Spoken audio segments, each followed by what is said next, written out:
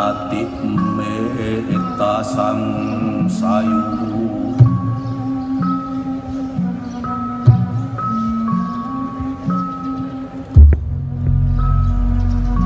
samubarang kang dumadi ora langgeng anane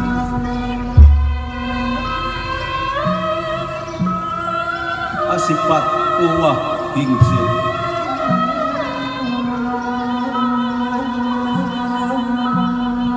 sawise mawujud bakal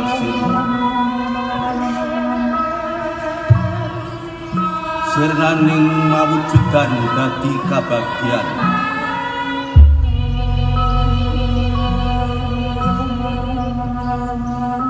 sakabeng titah ngaurip ngalami pepati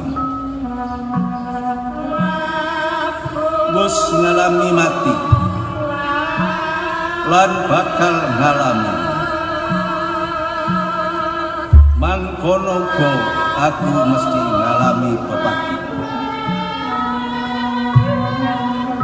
kanthi pangerten iku